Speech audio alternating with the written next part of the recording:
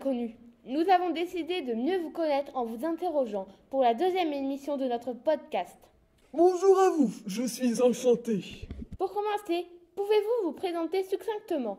Ne nous donnez pas votre nom tout de suite. Nos auditeurs devront deviner qui vous êtes. Bien, je suis né dans un village près de Florence, en Italie, le 15 avril 1452. Et je suis mort en Boise, en France, le 2 mai 1519, à l'âge de 67 ans. Vous êtes un homme d'esprit, de nature très curieuse. Quels ont été les domaines que vous avez explorés?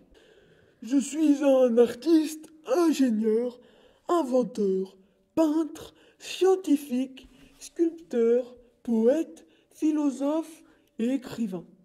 J'ai toujours été autodidacte. Je n'ai pas fait d'études et je ne parlais donc pas le latin, ce qui à l'époque pouvait être un très gros handicap. Mais je m'intéressais à tout. Mes sujets favoris étaient l'eau, l'anatomie, la peinture et la botanique. J'ai passé ma vie à étudier la nature. Vous êtes donc un homme touche-à-tout. Quel a été votre parcours?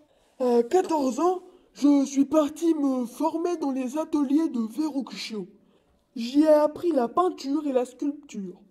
En 1482, à 30 ans, j'ai été employé par le duc de Milan en tant que musicien, ingénieur militaire, peintre et metteur en scène.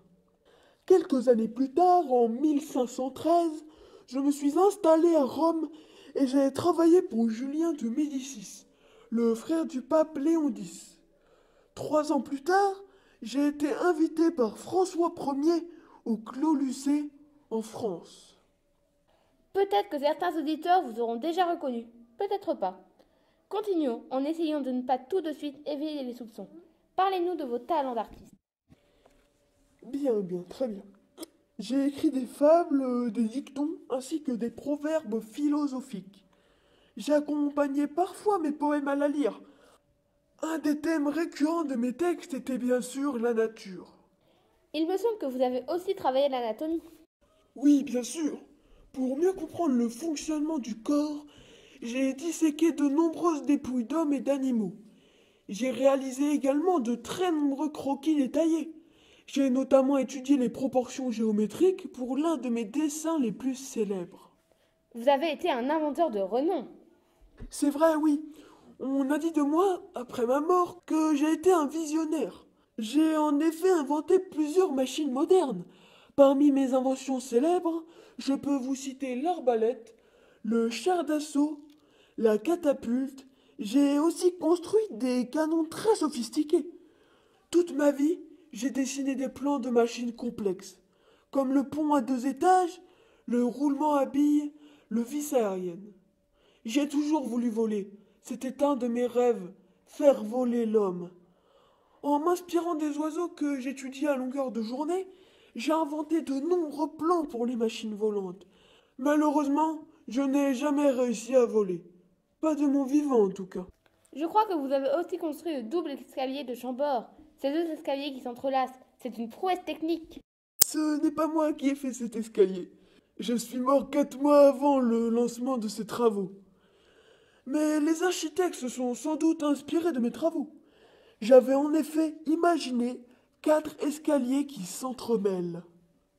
Avant d'en venir au domaine pour lequel vous avez été mondialement connu, est-ce que vous pouvez nous donner quelques précisions sur vous qui nous auraient échappé? Volontiers. Que pourrais-je vous dire? Ah oui, je suis devenu végétarien pour ne pas faire souffrir les animaux. À mon époque, j'étais sans doute l'un des seuls à me priver de viande. Ah oui, aussi, je libérais les oiseaux que j'achetais au marché. J'aimais leur rendre leur liberté. J'ai toujours été étonné par les gens qui disent aimer les oiseaux, mais qui malheureusement les enferment dans des cages. Pour finir, je peux vous dire qu'une de mes particularités est d'avoir une écriture spéculaire. Cela signifie que j'écris de droite à gauche, comme un miroir. Pour une raison précise? Principalement pour qu'on ne puisse pas me relire. Quelqu'un qui découvrait mes travaux les trouvait incompréhensibles, alors qu'il suffit de les mettre face à un miroir pour les lire. Et je dois dire aussi que cela m'amusait. Bien, merci beaucoup. Vous pouvez maintenant nous dire pour quelles raisons vous êtes encore aujourd'hui considéré comme l'un des plus grands hommes de l'histoire. Vous me flattez, mais il y a bien d'autres grands hommes. Je suis surtout connu en qualité de peintre. Mes connaissances approfondies de l'anatomie humaine et animale, de la botanique, de la géologie, m'ont aidé dans cet art.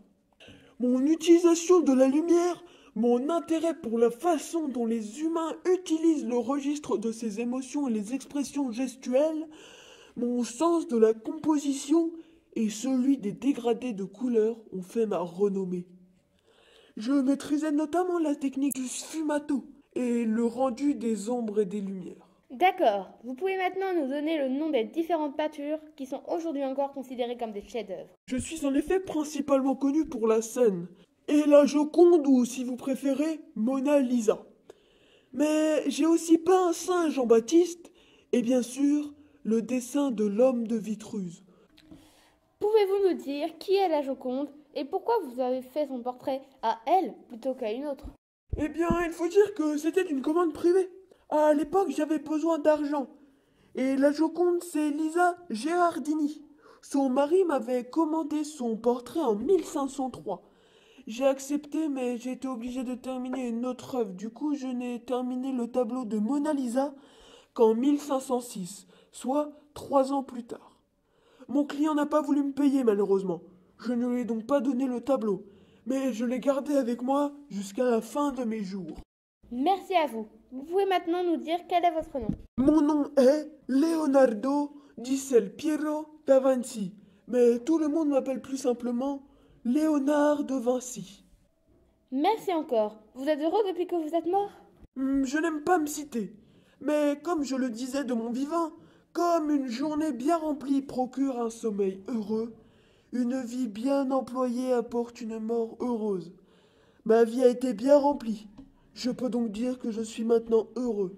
J'ai été ravi de discuter avec vous. Nous aussi, c'était un réel plaisir. Au revoir. Au revoir, et au revoir à vous, chers auditeurs et auditrices.